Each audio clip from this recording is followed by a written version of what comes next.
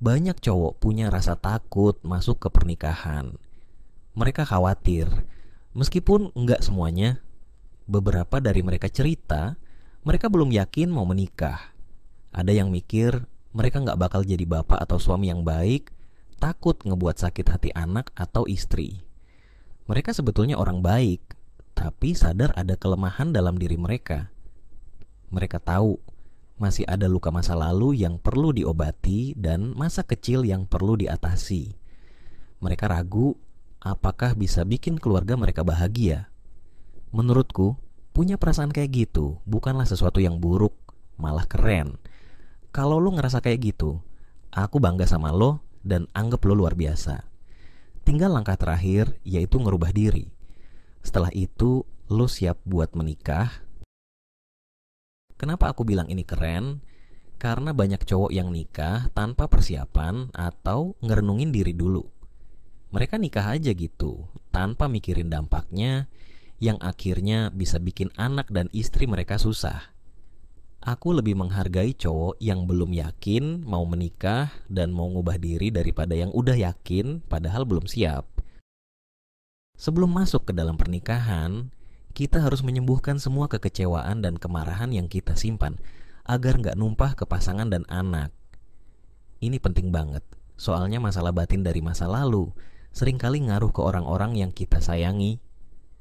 Keluarga kita seharusnya nikmati kehidupan baru kita, bukan terbebani dengan masalah kita yang dulu. Pasangan dan anak kita punya hak buat nikmatin masa depan yang cerah bersama kita, nggak harus hadapin trauma kita yang lama. Banyak cowok cerita ke aku tentang ketakutan mereka pas mau nikah. Ada yang takut bakal jadi kasar kayak bapaknya dulu sama istri dan anak. Mereka khawatir bakal sakitin keluarganya. Buat cowok-cowok kayak gitu, aku kasih 2 jempol. Lo luar biasa karena punya kesadaran dan pemahaman psikologis yang bagus, beda sama cowok lain yang nikah tanpa mikir dulu. Mereka anggap nikah itu main-main, tanpa peduli atau cemas apakah mereka bisa bikin keluarganya bahagia. Kalau lo merasa belum siap, lebih baik enggak buru-buru nikah. Lo perlu terapi psikologis dulu buat sembuhin luka hati. Selain itu, banyak cowok juga merasa belum punya cukup duit buat nikah. Mereka khawatir nggak bisa ngepenuhi kebutuhan istri dan anak. Kesadaran kayak gini juga penting banget. Nggak boleh masuk ke pernikahan dengan asal-asalan, guys.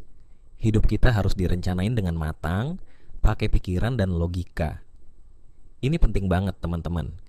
Kalau kita ngerti soal neurologi, kita bakal tahu kalau otak kita punya bagian yang namanya lobus frontal yang letaknya di belakang dahi. Nah, lobus frontal ini yang aturin logika, pikiran jernih, dan pertimbangan. Sementara emosi ada di lobus temporal yang di belakangnya. Jadi, logika dan pikiran jernih harus lebih diutamain daripada emosi. Buat masuk ke pernikahan, kita harus punya rencana yang matang. Harus pakai pikiran dan bikin rencana, termasuk rencana buat bersihin dan atur diri sendiri. Aku nggak setuju sama pendapat kalau nikah bisa dilakuin tanpa rencana yang matang, baik itu soal duit atau persiapan lainnya. Cowok harus punya kerjaan yang stabil. Nggak harus punya mobil atau rumah sih, tapi itu idealnya. Kalau kita nunggu semuanya ideal, kapan kita bakal nikah? Paling nggak kita harus punya penghasilan yang stabil, entah dari gaji atau usaha yang lumayan sukses. Baru deh kita bisa nikah sama tanggung jawab. Jangan cuma modal cinta dan janji buat berjuang. Kita harus benar-benar siap buat bertanggung jawab atas hidup sama pasangan kita. Pas udah nikah, biaya bakal banyak, terutama kalau istri hamil dan lahiran. Cinta aja nggak cukup buat nanggungin semuanya. Lu nggak bisa beli token listrik atau popok bayi cuma dengan tatapan mata atau janji cinta ke kasir supermarket. Banyak cowok tunda nikah gara-gara masalah duit. Aku banget ngerespek sama mereka karena itu berarti mereka mau bertanggung jawab. Mereka mau pastiin mereka stabil dulu sebelum nikah. Aku ngasih tahu ini buat para wanita biar mereka ngerti ada alasan dibalik kenapa cowok tunda nikah.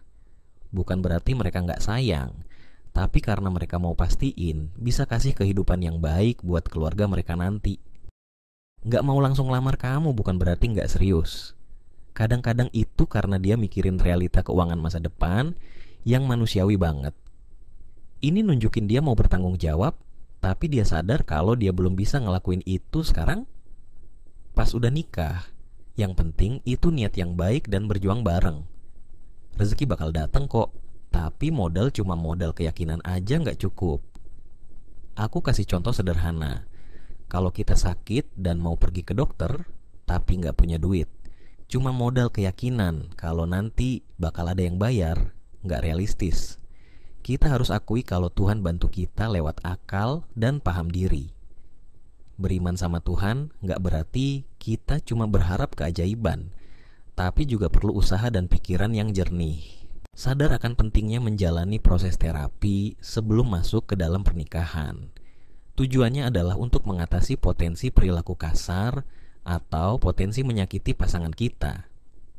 Proses ini biasanya dilakukan dalam terapi psikologis, di mana kita bisa meresapi alam bawah sadar kita.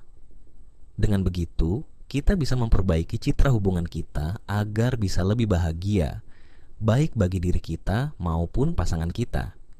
Apalagi jika kita mengalami kekerasan atau luka batin dari orang tua kita saat kecil, entah itu dari konflik antara ayah dan ibu atau langsung dialami oleh kita. Nggak cukup hanya berharap waktu bakal sembuhin luka itu. Lebih baik kita ambil langkah untuk menjalani terapi. Ini nggak cuma buat kebaikan pasangan kita, tapi juga buat kebaikan anak-anak kita. Bagi yang udah nikah, nggak ada kata terlambat.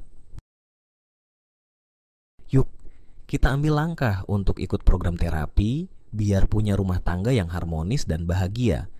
Soalnya, seringkali kita kesel sama orang di masa lalu, tapi akibatnya malah dirasain sama pasangan atau anak kita.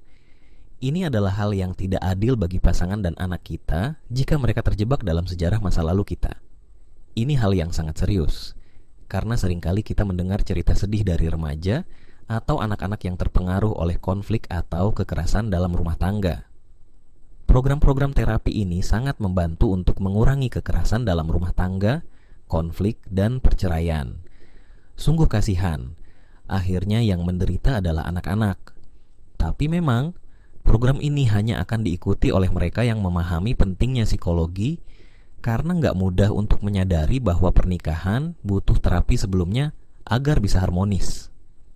Masih banyak yang berpikir, nanti aja.